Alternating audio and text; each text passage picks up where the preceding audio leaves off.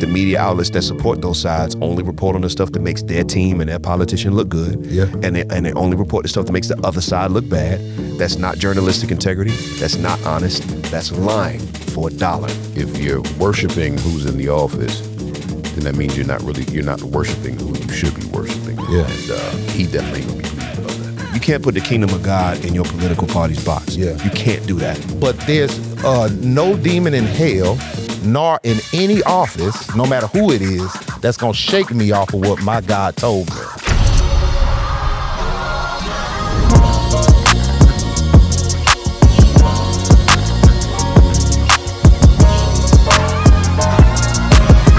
What up, what up, what up? Welcome to the Legin Podcast, Season 5, Yes, sir. Episode 1. We in there, baby. I'm proud of us, man. Clap it up for yourselves. Hey. We did it. Josh, you ain't clap, man. What you doing?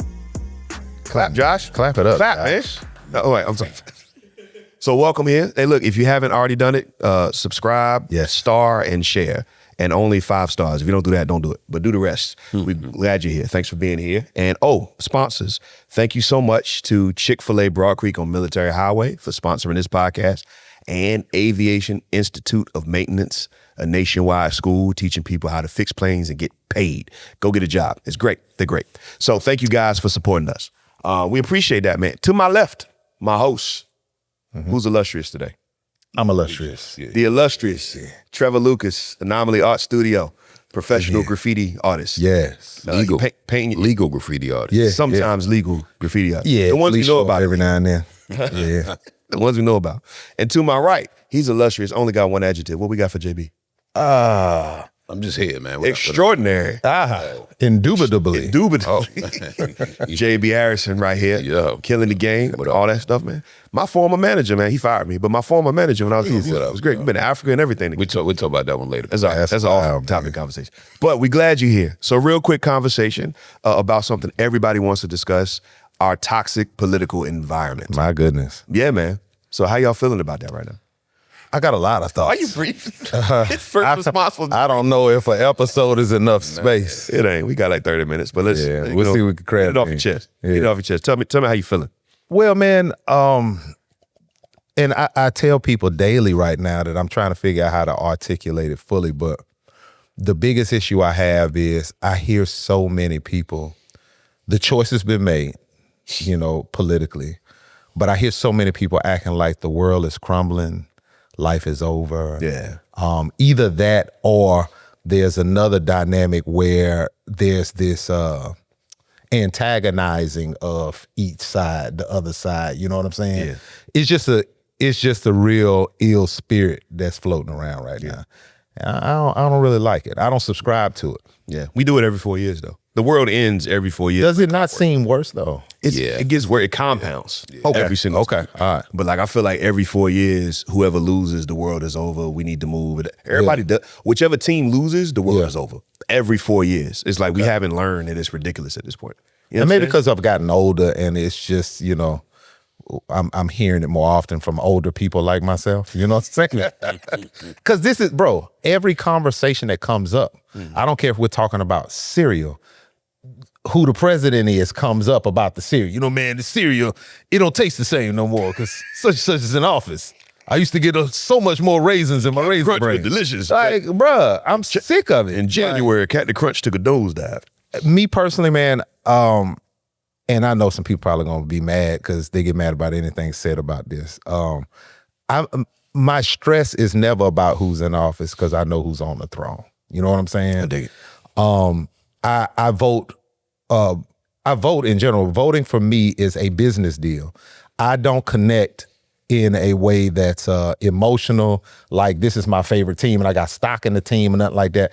I vote in a way of a business deal. Whoever's best benefiting my household is who I'm gonna rock with. I dig it. That's local first, and then the federal level. But that's where it stops. Outside of that, I don't work. It seems like people are worshiping their political sides. That's a fact. And it's building a lot of hate on each side. And it can get very volatile, bro. It is getting volatile. No, I'm with you.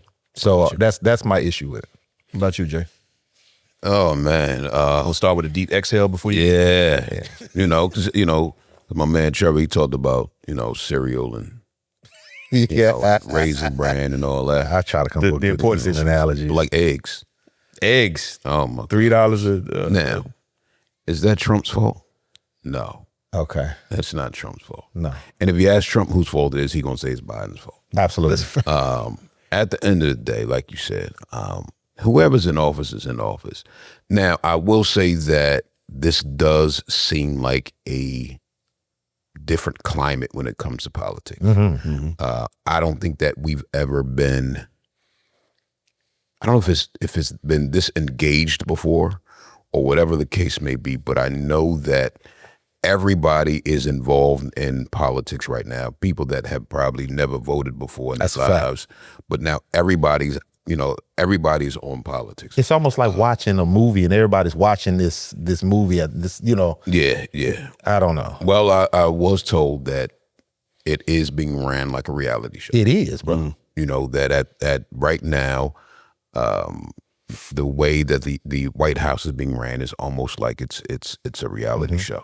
I don't know, man. I think at the end of the day, you're always going to find fault with the other candidate or the other party or whatever the case may be. But I think for people, I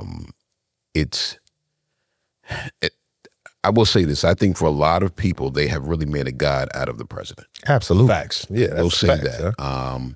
And I think anytime Even the people that don't like him. even the ones that don't like him, but I think anytime that you do that, you're destined for downfall. You're destined to be stressed out. You're destined to. You're really setting yourself up for failure. Yeah, that's a and fact. I think for a lot of people and a lot of us in general, I think that's one of the biggest issues is we've made a god out of who's in the office right now, and it's unfortunate because if you're worshiping who's in the office, then that means you're not worshiping who you should be worshiping, and he definitely ain't gonna be pleased about that. That's a fact. That's a fact. My biggest challenge with where we are is, and you've said it in a different way, is the idolatry of the situation. Yeah. Like it's the point that you only see what your team does is good, and you only see what the other team does is bad. You'll never convince me that somebody gets in the office and only makes bad decisions for 4 years straight. But if you listen to the right media outlet, you listen to the right person, that's all that happened. They only make horrible decisions because I'm not on their team and I don't support them. And if they do something good, don't talk about it, ignore it, because look at all the bad stuff they did. You know what I mean? And that's idolatry. You can't be honest. You can't tell the truth. And that bothers me. Both sides do it just the same. The media outlets that support those sides only report on the stuff that makes their team and their politician look good. Yeah. And they only report the stuff that makes the other side look bad. That's not journalistic integrity. That's not honest. That's lying for $1. Yeah. The pastors that support certain politicians only speak up when that politician does something that lines up with their theology, and they only speak about the other person when that person does something wrong. Pastor, you're abusing your pulpit and the call that you've been given. Absolutely. You need to step down and tighten up. Yeah. Straight up. Yeah. It's ridiculous. It's political idolatry. Absolutely. And here's the part that I know is the biggest piece, is you're in idolatry when you're more passionate about your politician than you are the Prince of Peace. That's crazy. You feel what I'm saying? And that's what's happening. You get more worked up about what they got going on, and you get more worked up about the God you claim you give your life for. Yeah. So like when you can prove to me and you can make a better, more impassioned case to me about why this person needs to be in office, then you can make to me about who God is, I don't want to hear nothing you got to say. That's good. If you don't have if you're not, with God, you don't have no religion, I'm not talking to you. I'm talking to the person that will Bible verses all up in their bio and on all that stuff, and they talk about Jesus all the time. But when you talk about a politician, they lose it. Yeah. I'm like, wait a second. Like, why are you more impassioned about this than you are that? That's good. And that's the part where, like, I feel like we don't even realize how much hope we put in parties and people. Right. Yeah, bro. Right. There are real issues we need to discuss. There's real challenges and inequities we need to deal with. There's real stuff that needs to happen on both sides. Absolutely. But when you were more passionate about that person, that 4 years, that party, then you are God. That's something problem, radically off. And I think that, to JB's point, like, that's where we end up with this deep, deep division. Because I would even argue, like, yeah, some people do treat the current president as God. Right. Yeah. I would argue that some people would have treated the other candidate as God if she'd have made it. Absolutely. People do it regardless, because it's where you put your hope in. I think people do it. People do it no matter who they are. The problem is it looks worse because of the personality of the current president. Yeah. And the Christian, quote unquote Christian backing, quote unquote. Because I don't think Super quote unquote, right? anybody ever treated Joe Biden as a god. Well, nah, but Joe Biden wasn't going for a religious audience. You know what I'm saying? Right. But people put their hope more into that president than they do into God. Now, black folks did for Obama. Yeah. We will say that. But like, look, like the reason why it feels less like that, in my opinion, is because like our president now specifically went after a religious base and made religion a part of his campaign, right, for his base, right? And to be clear, a lot of that to me is a warped version of what Christ 100% expressed. So 100%. Just to be clear about that, and just to also be clear, there are genuine people that follow Christ. Absolutely. That support him. Absolutely. Genuine people that follow Christ that supported Kamala. Yep. I think it's a horrible, unfair blanket statement to be like, if you vote for this person, you're not a follower. Like, what are you talking about, bro? Yeah, that's right. You can't do that. Like there are policies on both sides that line up with scripture and that are antithetical to scripture. Yeah. So you can't put the kingdom of God in your political party's box. Yeah. You can't do that. I think what we also got to realize, all of the information we get about each person that's in office is from our television. So it depends on what channel you watch. The way that they're distributing information, right? They are downloading arguments, because now they don't just give you the news no more. They give you an opinion attached to it. Right. So I can tell what channel you watch based on your arguments, because I've heard them. I watch all the channels because I want to see how to deal with people. Yeah. I'm not emotionally attached. So in that way, they've programmed people in certain ways with certain attitudes and sent them out amongst the wild to meet each other. Yeah. And that's what we're seeing. But for those folks that's downtrodden and feeling like the world is over with, to me, and a lot of people gonna be mad at me about this, me personally, I think it's a weak way of seeing things to think that a man is gonna ruin my life in that way. First of all, I don't like that idea. Secondly, we're exalting, let me say it like this. When Peter walked on water, right? Peter was able to walk on that water when he was focused on Christ. But once he started looking at the waves and hearing the wind, that's when he started to sink. And to me, all of this drama and DI and all this crazy stuff that everybody's all up in arms about, to me, is waves and wind. Now, don't get it twisted. There are people who are tangibly losing jobs. There are issues that are taking place for sure. Yes. But there's no demon in hell, nor in any office, no matter who it is, that's going to shake me off of what my God told me. So I have an issue mostly with the Christians that have been shaken off of their faith because a man is doing things in the natural. This is spiritual warfare we dealing with, and we got to keep that in mind. So I'm going to always stay strong in that aspect, because the mindset I have is, I don't care who's in office, what situation is going on, good, bad, or ugly. As long as God is on the throne, we're going to make it through this, period. That's a fact. So that's why I'm at with it. I think that's what my frustration is. Yeah, and I think we've talked, we had a couple of conversations. I got a homeboy that, we've talked, we've kind of talked about this as well. I think my biggest thing is, I can't remember, and I could be wrong, but I can't remember when a president came into office, and then once he took office, all of a sudden, people just start losing jobs.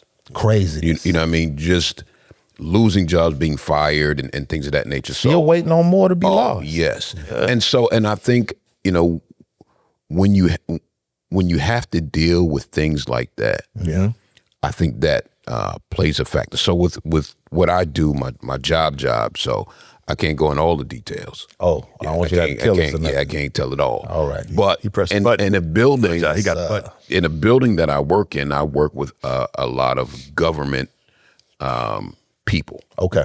And I can tell you right now, the climate in that building, It's trash. because you got people that's there that don't know if they're gonna have a job next week. Week to week. Yeah. You know, that have families, they got kids in college, they got bills that just, you know, so you have all of this, and so with them, that's where a lot of their issues are. Now, 100%. Granted, understand at the end of the day, you're supposed to count on the Lord and Christ. You're supposed to, that's who's supposed to be your provider, not your job. And I get that. But there's a stress that comes along. Practically speaking. Yes, but at the same time, you are now in a position to where you don't know if you're gonna have a job next week. Absolutely. And people with resources to where that's not their concern are making those decisions for you. Yeah. If they're not gonna lose their job. No, at all. Matter of fact, not only are they not gonna lose their job, but they're actually making even more money now. Yeah. That you are. And the whole thing about that we was talking about the other day, like off with their head, like not thinking about it, right? Man. It's just like I got a couple friends I know are super affected, got everything tied up in this job to get whatever, like, and serving faithfully. Yeah. They don't know if they're going to, and they're not sitting there just, we all know people just collecting. Oh, yeah. Checks, you know what I'm saying? Like we know people that's sitting around like taking advantage of that, but that's the system that was set up. And how do you unravel that? I don't know the answer, but I know good people that are like, I don't know what I'm going to do with my family anymore. Right. And like, how do you sell it? Like the thing that kills me is like when I see these comments, whatever, people are like, yeah, that's how you got to drain this one. I'm like, but what about the people that's hurting? Like, is there any sympathy for them, or are you just cool because your team is in charge? Right. And that's the part that's frustrating to me. Like, criticize the stuff that's off, celebrate the stuff that's good. Like, just be honest. And but real quick, man, where. That issue aside, just general political culture, as a culture, as a country, as a people, what's the vision for where we should be going? That's what I want to know. Well, I know one, man. There's got to be some healing that's got to take place. When I say healing, because people right now are literally hurting. Now, if they're hurting because, once again, and we mentioned this, if you're hurting because your candidate didn't get picked, you got to get over that. Yeah. It's over. Because it is what it is. It's a wrap. You can cancel it. I don't care. It's over. And in 4 years, if it swings back the other way, get ready to get over that too. Yep. You know what I'm saying? Absolutely. Because that's a big. It's going to be an overcorrection again. Yeah. But I think I think what has happened is, it's almost like you got two teams. It is. And the team that won, they're so happy that their candidate won or that their team won. And they're gloating. Right. You know what I mean? Like if they lost, they would have been sore losers. Yeah. Facts. But because their candidate won, it's one of those things to where they're constantly reminding you. I don't think I've ever seen a presidency where you had flags being waved, and so I think what happens is, for a lot of people that have been impacted, it's like throwing salt in the wound. It's become cool to do that. It has. To troll is the trending thing. Yeah, and so I think there's really got to be some healing that has to take place. I think the American people, but I think the Christians have to kind of lead that. We do. I think we got to be the ones to lead it, but we got to be the ones to lead it, but we can't be the ones that are causing it. And I think a lot of it is we've caused Christians, whatever Christian, whether doing it right or doing it wrong, have been the ones that kind of help foster this climate. Yeah. And I think what has to happen is we got to get back to the Lord, man. We got to fall on our face for real and figure out what it is that the Lord would have us to do, and figure that piece out. But I think the problem is most of us aren't willing to do that. Mm-hmm. Yeah, I mean, I agree with you. And it's it's getting harder and harder to reason with people. You feel what I'm saying? I used to have a skill for doing that. But in understanding how to do it, you got to understand the person you're talking to. Right. And in me doing that, it lets me know that it's going to be an argument either way, because it's almost like the programming is deep. But either way, the two teams thing that you said is a big deal, because we're actually supposed to be one team. This is supposed to be America, right? It's supposed to be what? One team. One team. Yeah. This is America. We all live here. I know that we've been divided from the jump in a lot of different ways. Right. We've been slice and dice in a lot of different ways. But from a biblical standpoint, we know that a house divided cannot stand. And we're literally a country. It's almost like a football team and the offense competing against the defense. Facts. As a team, we losing, bro. Facts. So I think that the scales need to fall off of our eyes and realize that no matter what your political side, no matter what your race and all of that, if America burns, your house is gonna catch on fire too. That's a fact.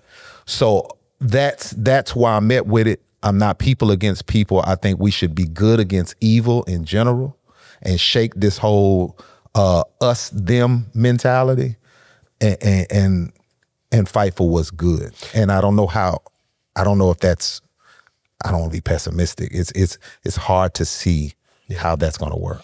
Yeah, that good against evil is interesting when you redefine evil.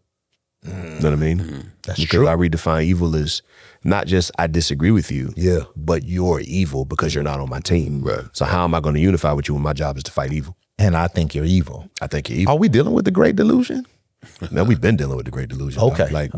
That's not going to just happen at one point. It's leading the whole way. Yeah. Because like the biggest piece, man, is we, like you said, the country's split. It's a house divided cannot stand. We literally called our governing body the house and split it in half. It is literally split. And then, you know what I mean? So like that, and how is that going to work? And we have this piece to where if you're not on my team, you're not just wrong, you're inherently evil. I cannot, because you can't, if you're going to build your team up and build an army up, you got to have an enemy to fight. Yeah. And both teams do that. The other team is the enemy. We got to beat them or else all is lost. That's how, that's every both sides, RNC, DNC's campaign. We got to win or else all is lost. Yeah. And that's what they run on. So, I mean, the vision we got to get to is where I'm not making the other team my enemy. We just have some fundamental disagreements, which is how they used to debate back in the day. Right. But how do we come to a medium ground to make sure everyone's good? How do we make sure that at the end of this, we all can go out here, take care of our families, live healthy lives, protect ourselves, and make sure that we're doing all right? Yeah. If the only way we can do that is that the utter annihilation of your team and my team wins, well, you already cut off half the country. But that's literally how we run our political culture. It is, bro. And we allow it to happen. So we got to get to a place to where I care about the person I drastically disagree with, and I'm willing to help and be there for them, even through our disagreements. We gotta get through this together. Yeah. We're not willing to do that. We're willing to win, particularly to the detriment of you. Absolutely. And then, like you said, gloat about it. And we will literally cheer on people's graves right now. Facts. This is how terrible people are. Facts. We do it. Yeah. I'm looking at all these jokes and stuff, and there's jokes about the other person getting taken out. Yeah. Them jokes turn into bullets. You know what I'm saying? Eventually. Right. Yeah. So like we can't really do that. So the vision, I think, is I'm not asking you to agree. I'm not asking you that's not support something you disagree with, whatever policy or team that is. No, I'm not saying support the team. I'm saying that other team at the end of the day is made up of human beings. Absolutely. And your fellow countrymen. And we got to get to the point where it's like, yo, I disagree with you, but I love you and I care about you. Yeah. Versus just you're evil and get out of my country. That ain't. Because your destruction is ultimately mine. Your destruction is my destruction. What does it say? Like, pray for the peace of the city you're in, because if it prospers, you will prosper. Yeah, man. That's where my nationalism comes from. Yeah. It's from that Absolutely. thought. It don't come from, flags and anthems. It comes from that. Like, this place needs to prosper because everybody I know and love is here. Yeah. Like, let's do that. Yeah. So how then in our daily lives, because this ain't something we got to answer. That's it. How in our daily lives can we get there a little bit better? Like, what can we do? Well, I'm going to be an example of what Christ looks like. I'm going to show love whether you got on a red hat or a blue one. You feel what I'm saying? Yeah. Much love to you, brother. Appreciate but yeah.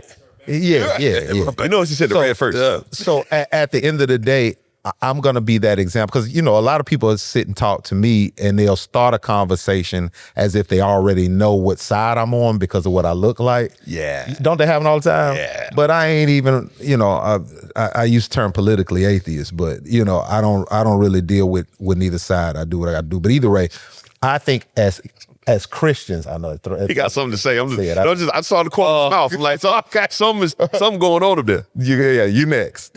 But but I think we just need to be the example. You were right, JB. As Christians, right, we're supposed to be an example and representation of the kingdom. And the kingdom operates different from this world. Yeah, man. And the only way people are gonna see it, they can only go as far as they can see. They need to see us displaying that. So they'll know us by our love. We have to show that. Now, that doesn't mean for those unchurched people that we just gonna deal with injustice and have people running roughshod over. Nah, we don't do that. We deal with evil where it's at. But we don't sit out here and have this downtrodden attitude. We don't sit out here and feel defeated when things aren't going our way. We show love and we figure out how to get to our goal. You feel what I'm saying? We deal with injustice just like anything else, and we keep it moving. But we're not here to see anybody's demise. I don't want to see it. So we just have to be an example. So I don't just talk y'all to death. That's it. But I think the good thing about it is, you try to find the good in certain situations. Yeah. I think the good thing in this is you really got a chance to see where people's hearts are. You really got an opportunity to see what it is that you really think about someone that may not look like you. That's what's so unfortunate for me. Yeah, but you now you have that opportunity to know what you're dealing with. Okay, and who you're dealing with. Yeah. And then now you can deal with them accordingly. True. And it's unfortunate, but you always got to find the good. And so for me, it's been now that I understand where your heart really is. Now I know how to deal with you. Yeah, and what to pray for. There we go. Yeah, I'm big on how do I love my enemy? That's good. How do I support those who don't want to support me? How can I look out for your good? How can I genuinely be praying for you? And mean it? And like how can I be what you wouldn't be to me? You know what I mean? Yeah. And that's the piece I think we gotta and there's no benefit to doing that outside of some heavenly inspiration. There's no benefit, because in this life, it makes sense for me to make sure me and mine are good and everybody that rocks with me is good. And if you're not, you stay over there and I don't really care what happens to you. That's the natural mind. And it makes sense. Yeah. It makes sense. It's not, I get it. In the heavenly mindset, it's love your enemy and pray for those who persecute you. Yeah. The very thing that Christ did, does, and continues to do, giving his life for those who are going to put him on the cross in the first place. Yeah. And that just sounds like a fancy story. So it sounds detached from reality. Yeah. But the fact that it actually happened, and while he's up there, this is the most beautiful verse in the Bible to me. Frightening and beautiful. Arms outstretched, struggling for 6 hours. Looks down at the soldier who put him there and says, Father, forgive him because he doesn't know what he's doing. Crazy. No idea if I'll ever get there in my life with that. Yeah. But I at least want to spend my life getting on the way to that. Absolutely. If that's the model. So I just got this, man. Matthew 5:43. You've heard it said, love your neighbor and hate your enemy. But I tell you, love your enemies and pray for those who persecute you, that you may be children of your Father in heaven, because he causes the sun to rise on the evil and the good and sends rain on the righteous and the unrighteous. If you love those who love you, what reward will you get? Are not even tax collectors doing that? And if you greet your own people, what are you doing more than others? Don't even the pagans do that? Be perfect, therefore, and that word means mature, perfect. Therefore, as your heavenly Father is perfect. That's good. There's no other. We're not going to change the political system. Right. We're not going to change the cultural climate. I'm not going to change somebody who wants to argue me based on something I stand for, what I look like. Am I on your team? You're not on my team.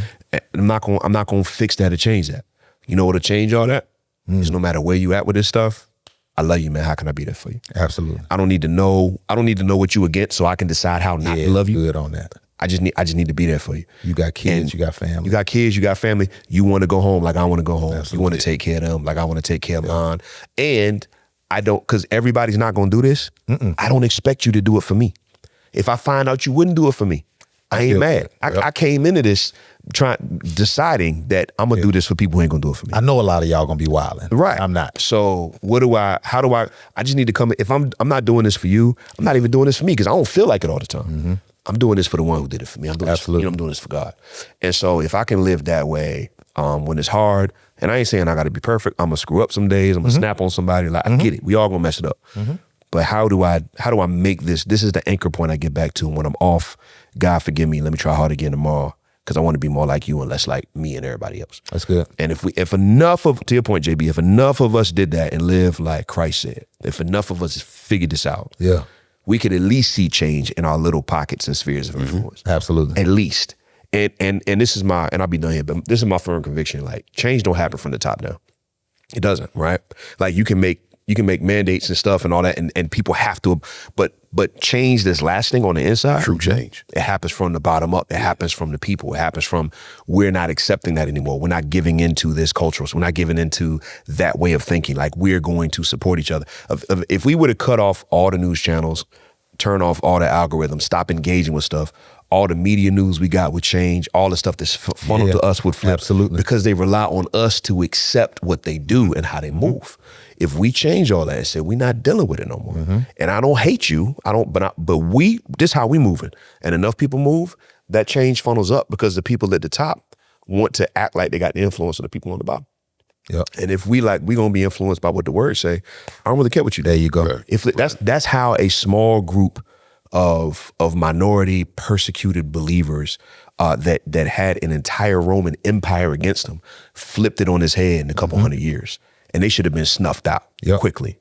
That they lived radically different. When people was running away because of plagues and Black Plague and all, they're not Black Plague, so all the stuff is happening. They're rushing in and risking their lives to serve people who didn't agree with. And like that type of living changed an entire empire. What could we do today, no matter what quote unquote empire we're in?